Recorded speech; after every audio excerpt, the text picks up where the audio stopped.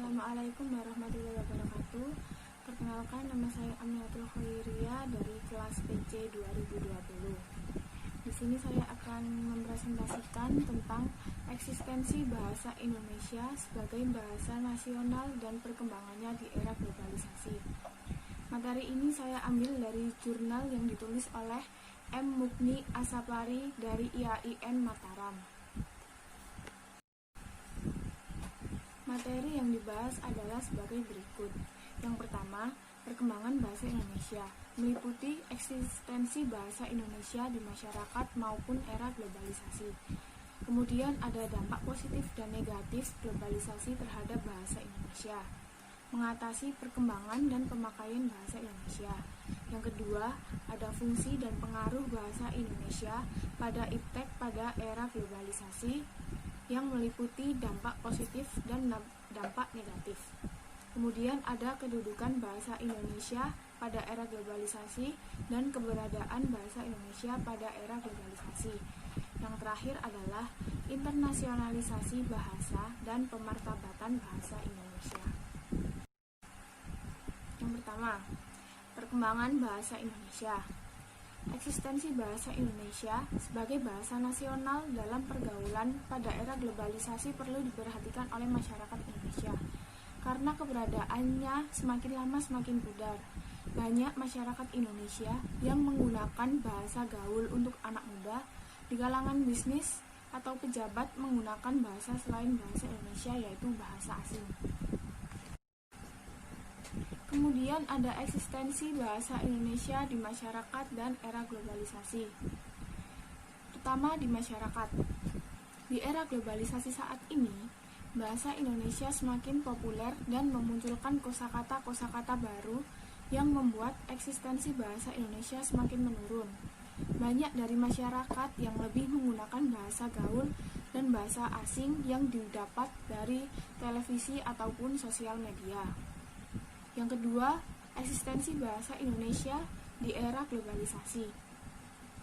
Eksistensi bahasa Indonesia pada era globalisasi sekarang ini, jati diri bahasa Indonesia perlu dibina dan dimasyarakatkan oleh setiap warga negara Indonesia. Peningkatan fungsi bahasa Indonesia sebagai sarana keilmuan perlu terus dilakukan sejalan dengan perkembangan ilmu pengetahuan dan teknologi. Ada dampak positif dan dampak negatif terhadap bahasa Indonesia di era globalisasi. Dampak positif yang pertama adalah bahasa Indonesia mulai dikenal oleh dunia internasional. Hal ini terbukti dengan adanya beberapa universitas di luar negeri yang memiliki fakultas bahasa dan seni. Yang kedua, meningkatnya pengetahuan masyarakat internasional tentang bahasa Indonesia. Lalu yang ketiga, meningkatnya terjemahan buku-buku ke dalam bahasa Indonesia. Namun ada pula dampak negatif. Yang pertama, masyarakat Indonesia banyak menggunakan bahasa yang dicampur-campur, yaitu bahasa Indonesia dengan bahasa asing yang lain. Yang kedua, berkurangnya minat mempelajari bahasa Indonesia dan lebih milih mempelajari bahasa asing. Yang ketiga, banyak kata serapan dari bahasa asing. Lalu dengan adanya hal tersebut, bagaimana untuk mengatasi perkembangan dalam pemakaian bahasa Indonesia? Dapat dilakukan dengan yang pertama, memberi pengertian yang lebih mendalam akan pentingnya berbahasa yang baik dan benar, karena bahasa Indonesia adalah bahasa keseharian kita yang digunakan untuk berkomunikasi.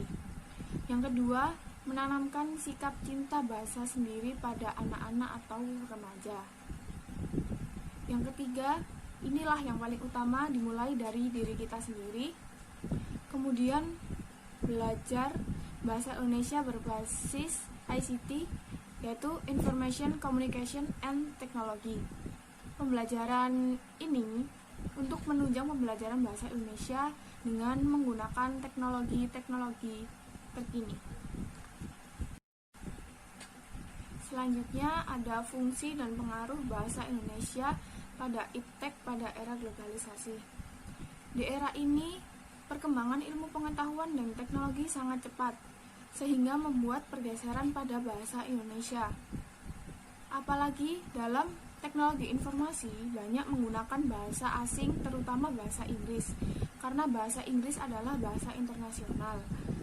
Kemudian ini menyebabkan peralihan dari bahasa Indonesia sebagai bahasa negara menjadi bahasa Inggris yang merupakan bahasa internasional. Dampak perkembangan iptek, tentunya ada dampak positif dan juga dampak negatif. Dampak positifnya adalah memberikan berbagai kemudahan. Jadi dengan adanya perkembangan iptek ini mampu membantu manusia dalam beraktivitas, memperlancar komunikasi. Yang kedua, mempermudah meluasnya berbagi informasi kepada seluruh orang.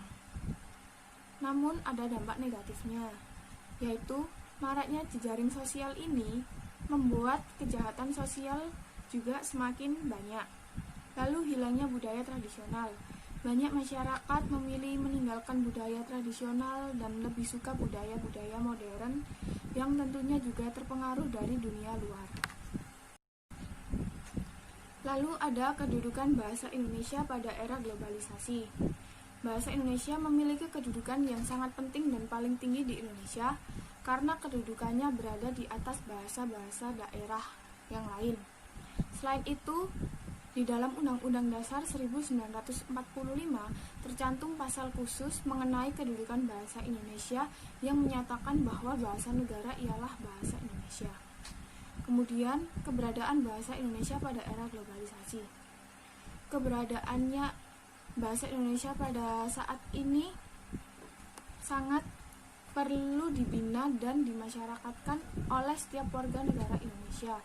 Hal ini diperlukan agar tidak terbawa arus oleh budaya asing yang tidak sesuai dengan bahasa budaya bangsa Indonesia. Kemudian ada internasionalisasi bahasa dan pemartabatan bangsa Indonesia. Ini berisi bagaimana cara bahasa Indonesia lebih dikenal oleh bangsa yang lain, yaitu yang pertama dengan meningkatkan jumlah kosakata. Yang kedua, uji kemahiran berbahasa Indonesia atau UKBI. Yang terakhir, mengirim tenaga BIPA atau bahasa Indonesia bagi penutur asing ke luar negeri yang tujuannya untuk mengajarkan bahasa Indonesia kepada orang-orang asing. Sekian yang saya sampaikan. Mohon maaf bila ada salah kata dan kekurangan. Wassalamualaikum warahmatullahi wabarakatuh.